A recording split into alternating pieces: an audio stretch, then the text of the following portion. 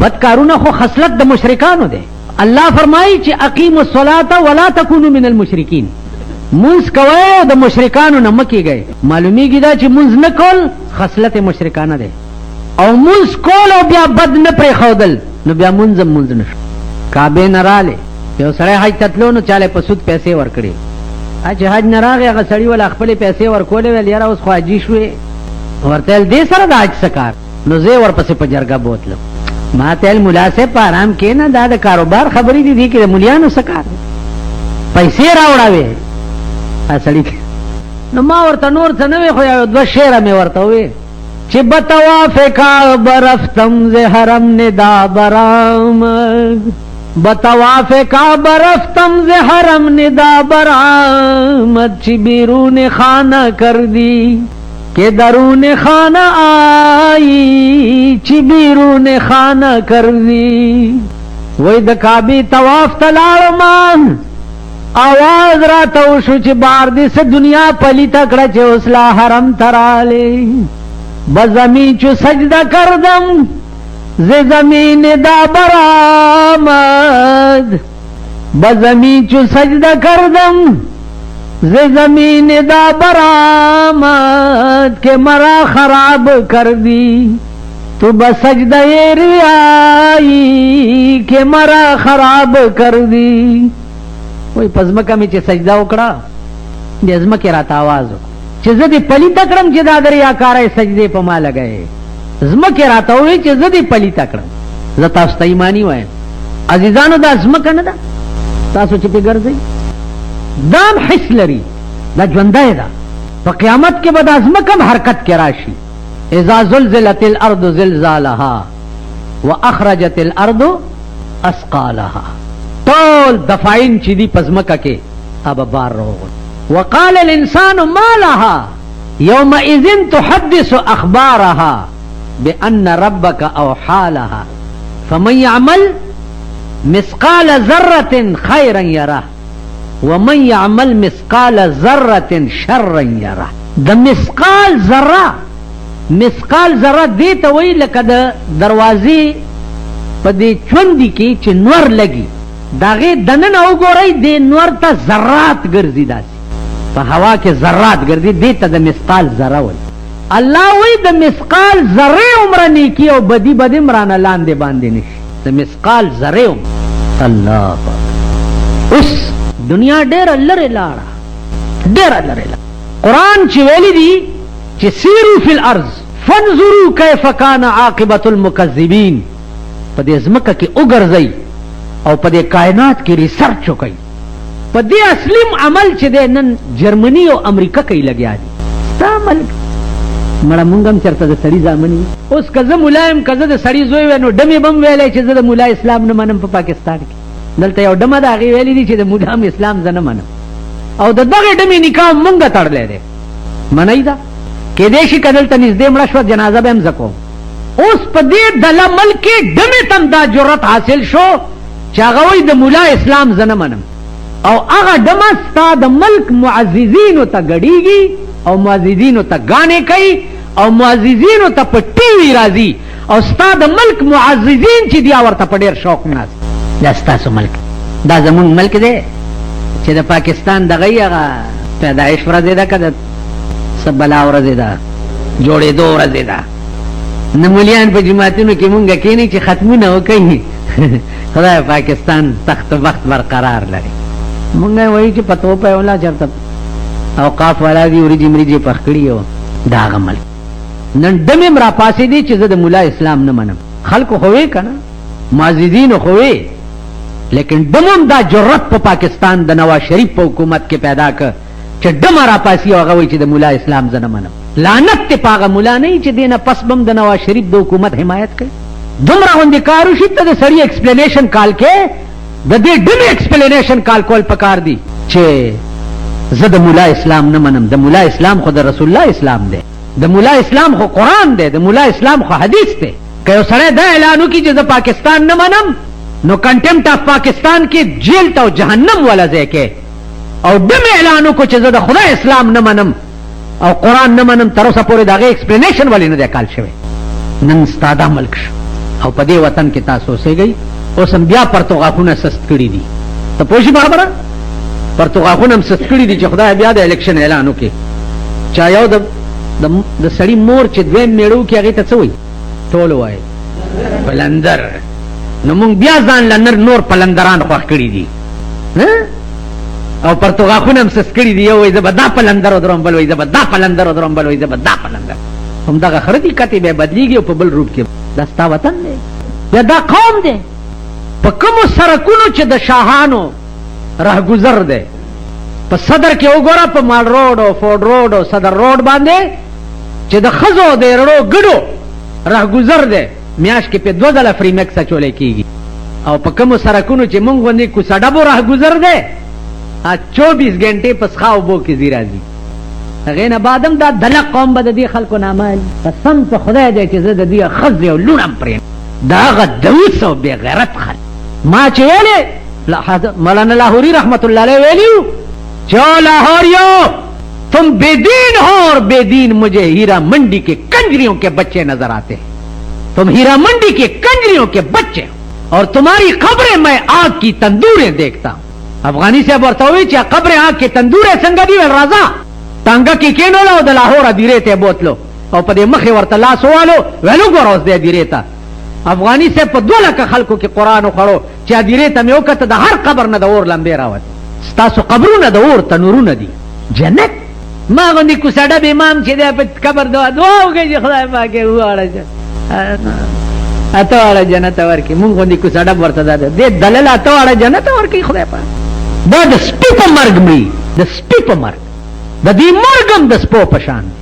نو عزیزانو صراط مستقیم تھرو آؤٹ قوم پرېښی دی. نو الله دا قوم پرېښو داسې پرېښي یی چې د ځان تماشې به وکړي، تماشې به د ځان وکړي.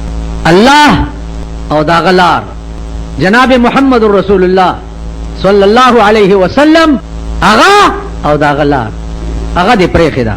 نو خدای ته پرېښې. نن مونږ لګیا یو مونږ په ګډو وډو سره. زه اسلام د غلام اسحاق او د نواز شریف نه غواړم. زه غلط کار کوم. پیغمبرانو چې کومه لار او طریقه وه د اسلام په ملک کې د راوستو هغه لار مونږ پرېښې ده. رسول الله صلی الله علیه وسلم اول اسلام چېرته راوستی و؟ په خپل کور کې. د غار حرا نه چې راغی نو اول اسلام یې په خپل کور کې راوستی و. بی بی خدیجة الکبرا رضی الله تعالی عنها اول مسلمانه کړې دا وه. پیغمبر د اسلام ابتدا اول د خپل کور نه کړې وه او د خپلې بیبي نه یې کړې وه. نن زما ښځه د چیلۍ په شان په یو پوله منډې وایي، لور مې په بله پوله منډې وایي، زوی مې په بله پوله منډې وایي او زه اوازونه کوم چې اسلام راوله کنه نواز شریفه پلانې راوله. په دې تاسو دوکه کوم. پیغمبر ته پکارو چې زمانه د نبوت کې نبوت په کومه ورځ په غار حرا کې ملاو شو قیصر و کسرا نه مطالبه کړې وه چې اسلام راوله په ملک. هغه د قیصر و کسرا نه مطالبه د اسلام نه وکړې، هغه اسلام ابتدا د کور نه. اول اسلام په کورونو کې راولئ، په کورونو کې. نن زمون کورونه چې دي هغه د بېدینۍ اډې دي، د الله د دشمنۍ اډې دي، د جناب محمد رسول الله د دشمنۍ اډې دي زمون کورونه. ناول اسلام به په کور کې راولي، هغې نه وروستو به اسلام بیا په ملک کې راځي. نن زمون کورونه تباه دي. په کم کور کې چې شپه ورځ دبلې او باجې غږېږي، په کم کور کې هغه کورونو کې اسلام. مسله خدا ده. اوس اهدنا الصراط المستقیم ټکی د منځونو نه وباسئ. دا مه وایئ خدای ته ځکه چې دروغ وایي. پیغمبر فرمایلی دي چې لا یجتمع امتی علی الضلاله فإن اجتمعت امتی علی الضلاله فانا بریء منهم وهم بریئون مني. زما امتیان دی په داسې ځای کې نه راجمع کېږي چې کوم ځای کې ګمراهي کی، دوپړی غږېږي، باجې غږېږي، ډمې ګډېږي، ډمان ګډېږي وغیرہ. زما امت ته جواری کیږي، شراب څکلی کیږي. زما امت ته داسې ځای کې نه راجمع کېږي. فإن اجتمعت امتی علی الضلاله که زما امت په داسې مجلس کې راجمع شو نو فانا بریئون مني وهم دوی زمانه بیزار دي او زه د دوی نه بیزار یم. دا زما امت نه دی. اوس به ځان ته وګورئ ماما، زه به هم ځان ته ګورم، تاسو هم ځان ته وګورئ چې زمونږ هره شپه ټول کور دمتوب ته راجمعي که نه. نو چې هره شپه هر یو کور ټوله شپه په دمتوب تېروئ. پیغمبر وایي زه خو در نه بیزار یم. الله دې امان راکړي چې پیغمبر د چا نه بیزار شي نو خدای به ملګری شي. نو الله هم دې قوم نه بیزار دی او پیغمبر هم ته بیزار دی. نو دا قوم مسلمان هم پاتې دی که نه؟ خبره په دې کې ده. تیره جمعه ما ته چاوي مولانا صاحب ته داسې باریکې خبرې راوباسي چې اوس مونږ د وس نه باري. مال خبره دې د وس نه بار نه ده، ښځه دې د وس نه بار. هغه هم ځان سره للی ګرځئ. مال خبره دې د وس نه بار نه ده، ښځه دې د وس نه بار. څوک زمانه داسې ده مال څوک په ځان یې سوره وه، ته ورته خر شه په ځان سوره که او ګرځوه. زه څه وکړم؟ زه ستا دپاره قانون بدل کم، اسلام بدل کم. دا خو د پاکستان د ضیاءالحق شریعت بل نه دی چې پکې هیڅ هم نه ډنډورې غږولې و پکې هیڅ نه او نغارې غږولې او کلیر کټ آرډر دی. یا ایها الذین آمنوا ادخلوا فی السلم کافة ولا تتبعوا خطوات الشیطان انه لکم عدو مبین. ادخلوا فی السلم کافة چې اسلام نو ملی نو په ټول اسلام کې بنه نوځي. ټول داسې بنه کې چې کوم شی ستا طبیعت مني هغه اسلام دی او چې ستا طبیعت نه مني هغه اسلام. اوس خفه نه شي، منزل هم تشریف راوړی دی، ستاسو ډېره مهرباني ده. اوس ستا طبیعت دا نه مني چې زه دا ګیره پرېږدم. او پیغمبر ویلي دي چې اعفوا اللحى وقصوا الشوارب.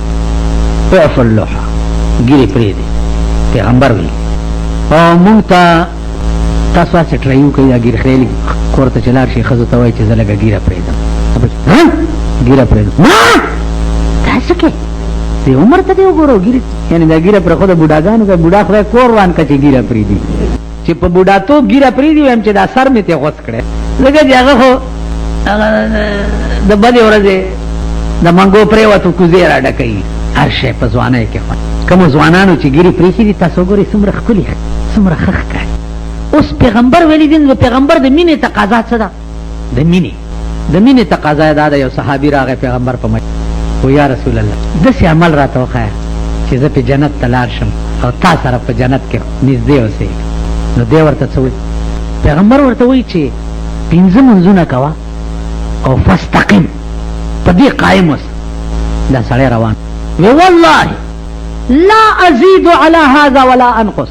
په خدای مې دې قسمی که په دې 5 منځونو نه څه زیات کم او نه پکې کم. نفلونه هم پکې کړ. د پیغمبر الفاظ دا و چې 5 منځونه کوه. ده ترې نور هر څه وویست وی چې ده وی چې 5 کوه والله که نه ترې زیات کم او نه ترې څه کم. پیغمبر صحابو ته وی چې دی په دې خپلې وینا کې دومره صادق دی که څوک وایي چې ما په دنیا کې جنتي سړی وکتې نو د ده شکل ته دا عالم مینه دې ته وایي. یو صحابي راغی حدیث یې واورېدو چې کان رسول الله صلی الله علیه وسلم یحب الطیب والدبا. پیغمبر خوشبوئی سره محبت ډیر زیاتو والدبا او د کدو سره. کدو ډیر خو کله کله به کور والاو سره کار کولو، کدو پرې کولو نری نری داسې جی دا نری ولې پرې کوي؟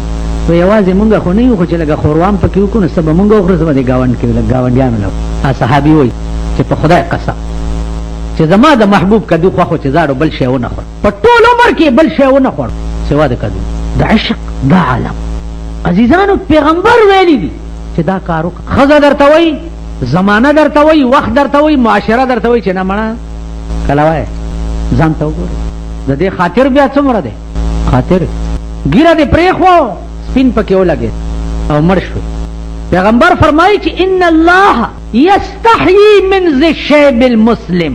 الله وایي چې سپین ګیره به زه په قیامت کې دوزخ ته لېږم نو ماله به د دې سپینو ډکو نه حیا راځي. خدای وایي زه به ترې حیا دا د پیغمبر فرمان. یو صحابي مړ کېږي ګیره لا توره ده سپینه شوې نه ده. یا الله دا حدیث یې اورېدلی دی. وصیت یې وکړو چې زه مړ شم زما دا ګیره په وړو سپینه کړي. هغه وخت کې خو دغه نه خدای ته وګوره. د غریبانو ښځې ګورم چې دا نوکونه یې سره کړي. زه خو دوکان کې ناست یم کله کله راشي سودا له چې لاس بورکې نه راوباسي نوکونه یې سرې سپېره غوندي څه ویلی نه شم. لپسټک ښځو سره بل کار وکړه. حدیث کې راځي چې ښځه د پختای نه پیدا ده، پختای کوک که نیغې ماتیږي او که نه نیغې کږه ده. نو پیغمبر دروغ ویلم جایز کړي دي چې ښځې سره که دروغ دی مالا لپسټک راوړه او سرخي راوړه دا وایم بلکل ځوانان دي راغوښتي دي کراچۍ او داسې به راشي چې ته به څوارلسو کال په دې دوکه کوه را دوکه کوه.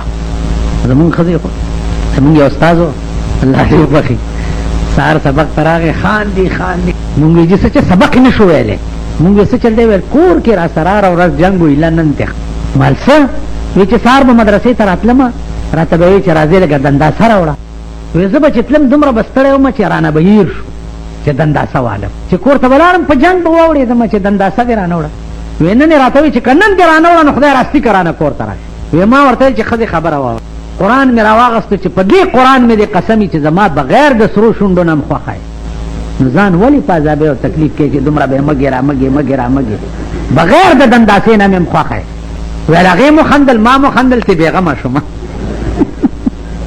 دغسې چل ور سره خدایم سټه وباسه کوئ چې بې دنداسې نه مې خوښه وایه ته پوه شوې رښتیا درته یم زمونږ یو اشنا و چېرته یو شعر یې ما نه اورېدلی ما ته ویې د لوی غم نه دې خلاص مال څه نه ویل کور والا راته وی چې یو کپړه راوتې ده ماواله نوم یې ده څه نوم یې ماواخله نو زمونږ ښځې چې بجا څه وایي چې هغه ماواخله راواله یو خو 15 روپۍ نشته ماواخله وی ښځې راته وی چې ماواخله کپړه راوړ وی ما ورته وی چې ښځې دا نن دې څنګه جامې وی راته وی چې زړې وی ورته مې وی چې ځان دې زړو جامو کې جوړ کړه لکه په وران کلي کې باغ د ګلو وینه په دې زړو جامو کې ښځې داسې ښکاري لکه په وران کلي کې د ګلونو باغ نن خو ما ته داسې ښکاري ویلې د ډېرې مینې نه راغاړې وته ویل مال چې مبارک شه او ترې راووتم ویل د لوی غم نه په دې یو شعر خلاص شو نن د سړو نه د باګړو دلګان دې ښځو د باګړو چشمې به ښځې تعالي کمې چشمې ریبین د ریبین چشمو قیمت ورشئ پښتنه په حیات آباد کې په 2000 په 3000 په 4000 ریبین چشمې کې دا ښځو چې کومې په سترګو کړي دي دا ریبین دي دا زمونږ په سترګو خو د 200-300 روپو چشمې دي که په د نظر دي دا ریبین د په هغې کې 3 قسمه رنګونه دا په 2-3 زره روپۍ کې نن قوم تباه دی د ښځو د لاسه او د جینکو د لاسه تباه دی انټرنیشنل سکول دی په اسلام آباد کې انټرنیشنل ورشئ په دې خبر اخبار کې چې کوم مغزین راځي تاسو وګورئ چې هلکانو جینکو ته سال جوړ کړی دی ښځو راته ټلیفونونه وکړي چې دا اخبار چې موږ لونه ګوري خو تباه شو دا اخبارات دي ستا د ملک اول دا بیان راکړه هغه چټ دا ستاسو وطن دی ما درته وی چې بیا منځونو نه رانه شئ دلته دا وګورئ دا غډمې فوټو دی او دا بیان دی بیان یې څه دی اسلام میں حلوہ کھانا فرض تو نہیں پھر یہ مولوی حلوہ کیوں اڑاتے ہیں مولویوں سے ڈرتی ہوں نہ ان کا اسلام مانتی ہوں پلانا ہے روزی کمانا اسلام میں منع نہیں ہے اور دډمې کار صحیح درته پته ده وایي که زه دا کار کوم نو روټۍ ګټل پې منع نه دي دا کېده مولانا دا حکومت خانه خرابې که ما نه تپوس وکړي که نه تاسو پوه شوي نو عزیزانو خبره دا ده چې ټول زبانی جمع خرچ کوو نه راکې اسلام شته نه راکې ایمان شته ایمان لفظ ترجمه زده کوي لفظ مونږ ټول ځان ته ایماندار وایو ایمان لفظ ترجمه دا ده تصدیق ما جاء به النبی پیغمبر چې کم شی د خدای نه راوړی دی او په کم شي راغلی دی د هغې یقین کول په هغې عمل کول دې ته ایمان وایي چې د چا یقین او عمل پې نه هغې کې ایمان نشته نو اهدنا الصراط المستقیم په ځای پاتې دی نور خیر غواړئ په خدای قسم په خدای قسم چې ما کوم اولیاء او بزرګان لیدلی دي ما ته وی بچیا چغې ډېرې مه وه مرۍ مه ستړې کوه دا دې وخت کې چې څومره مړه کېږي په کټ کې لا په کور کې پراته او په جهنم کې داخلي زمونږ به دا حالي زمونږ به دا حش په داسې ملک کې اوسېږو داسې خلقو سره واسطه ده داسې خلقو سره روان تاسو زما په دې خبره پوه شئ که تاسو خیال وکړئ په دې ملک کې یو لوی غوبل جوړ دی چې په هندوستان کې بابری مسجد چې دی هغه هندوانو شهید کړی خلک خو جوش کې دي زما ذهن کې یو بنیادی خبره ده چې یو مکان دی یو مکین دی مکان خو پیژنئ دکان شو جماعت شو دا اوس مکان دی یو مکین دی مکین هغه شي ته وایي چې کوم په مکان کې اوسېږي همیشه دپاره په مکان چې پیره ولاړی نو هغه پیره حفاظت د مکان نه کوي ځکه مکان عبارت دی د دیوالونو نه دروازو نه ځمکې نه وغیره هغه پیره چې ده هغه حفاظت د مکین کوي چې کوم په دې مکان کې اوسي که هغه مکین ده هغه مکان نه وځي بیا به په دې مکان چریم پیره ونه دري تاسو صدر تلار شئ په صدر کې یو بینک دی چې هغه ته سټیټ بینک وای په هغه سټیټ بینک کې د ټولي صوبې دولت پروت دی او پیاره په د پولیس ولاړه اوس دا پیاره د پولیس چې دا د سټیټ بینک د دیوالونو حفاظت کوي او کنه د سټیټ بینک کې چې کوم دولت پروت دی د هغه حفاظت کوي تاسو وای اوس به خپل پويږي په دې خبره کدی سټیټ بینک دی کمرونا هغه دولت اوزي نو بیا به پولیس پیاره ورکی عزیزانو خبره وګدوم نه جمعات یو مکان دی او د دې مکان مکین چې دی هغه قرآن دی نو حفاظت په مسلمان باندې ضروری د دې جمعات د دیوالونو ډیر دی او کده د قرآن ډیر دی بیا د قرآن کریم یو الفاظ دی کتابت ته نقش ته یو په هغه لیکلو کې احکامات دي اوس د مسلمان قوم د پاره حفاظت او عمل او دین او ایمان هغه د قرآن د احکام پکار دی او کده د قرآن د کتابت پکار دی عزیزانو مونږ په یو داسې بدبخت دنیا کې او بدبخت ملک پیدای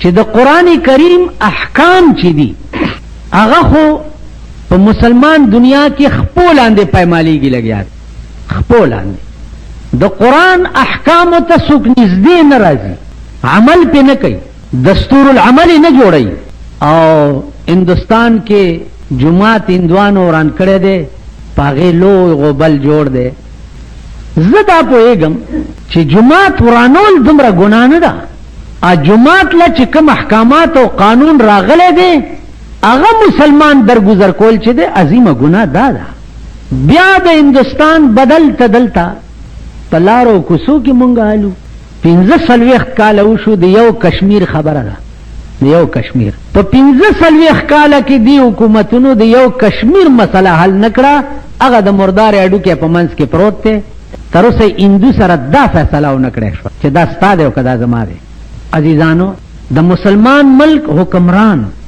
هغه دا خلق نه دي نه دا خلق د مسلمان ملک د حکمرانۍ اهل دي رسول الله صلی الله علیه وسلم په مدینه منوره کې قیصر و کسرا ته خط لیکي دا ورته نه وایي چې مال غنم راولېږه مال جوار راولېږه دا ورته نه وایي ورته لیکي چې دا خط د محمد ابن عبد الله د طرفه ده او زه پیغمبرم تاسو راشي او مسلمانان شي سليمان عليه السلام بلقیس بادشاہ ته خط لیکي دا ورته نه وایي چې ته د شهر سبا بادشاہ مال غله راکاو مال دار راکاو مال امداد راکاو پلانې راکاو جازونه راکاو دا ورته نه لیکي دا ورته لیکي چې انه من سليمان بسم الله الرحمن الرحیم الله تعالوا علی واتونی مسلمین انه من سليمان دا خط د سليمان د طرفه ده بسم الله الرحمن الرحیم الله تعالوا علی واتونی مسلمین راشو مسلمان شه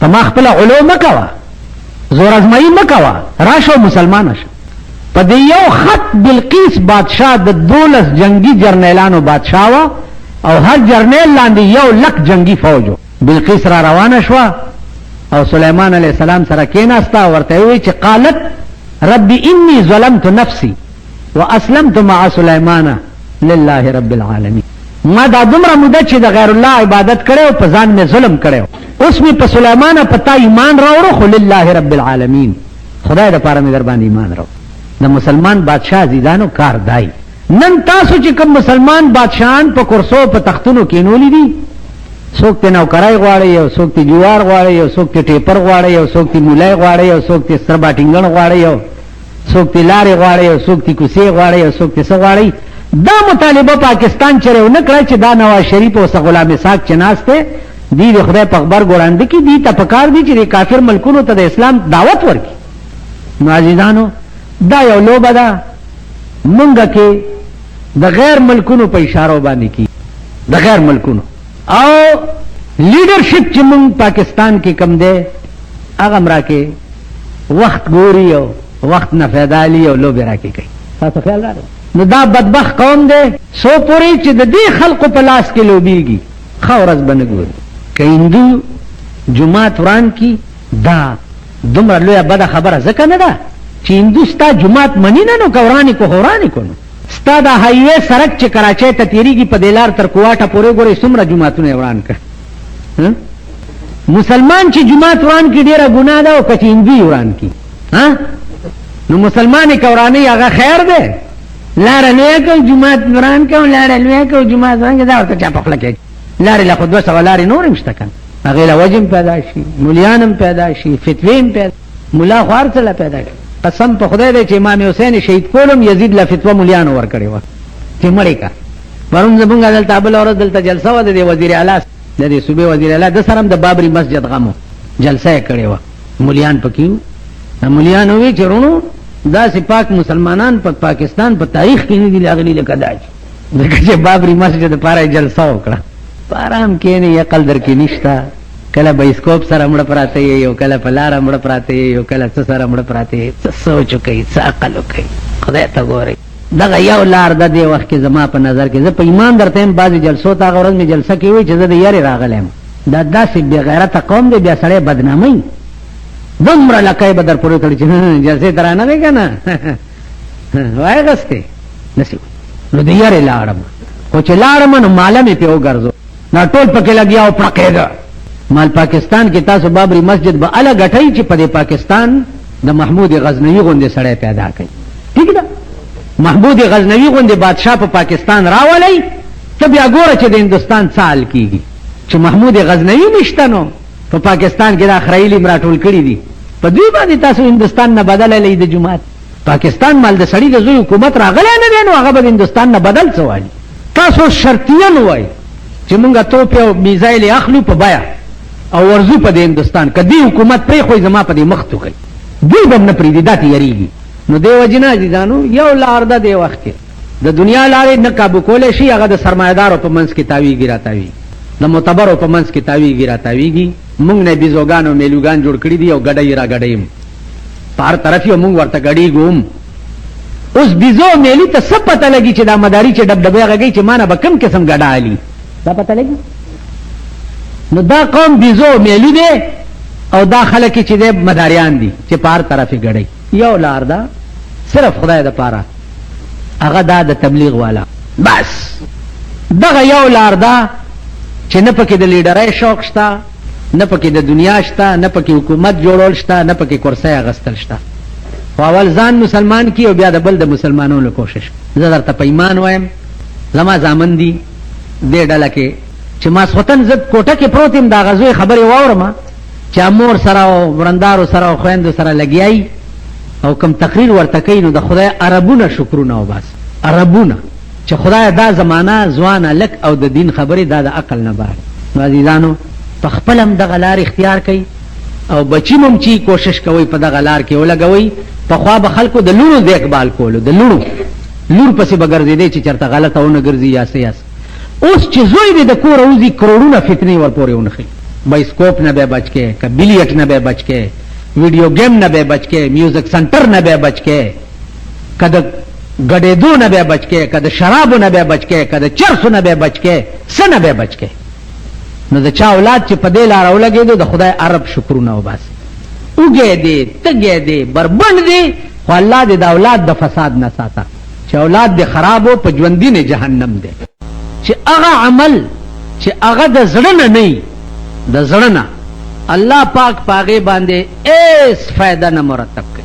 کدا منځ دړه نه نو نو الله په دې هغه فایده نه مرتب کوي چې کومه فایده منځ د پاره خدای. کدا حج د زړه نه نو الله پاغې هغه فایده نه مرتب. داسې تمام نیکۍ بظاهر والا چې د هغه نیکو متعلق په زړه کې قصد دا نه و چې دا کار زه دې د پاره کوم چې خدای پې راضي شي، په هغې باندې ایس فایده نه مرتب کی. عزیزانو دا منځګزار تاسو وګورئ، منځونه هم کوي، غلط کارونه هم کوي، ظلم زیاتی هم کوي، پردی مال هم خوري، پردی پولیم وهي، پردی اوبم لري، پردی فیصلې هم په شفت او په بډو باندې کوي. قرآن وګورئ، قرآن ویلی دی چې ان الصلاة تنهى عن الفحشاء والمنکر. منځ چې دی دا سړی د بدو کارونو نه منې کوي. ته منځ کې او بدو کارونو نه منې نه شوې نو معلومیږي دا چې دا منځ نه دی، دا منځ نه دی. ځان دې ستړی کړو.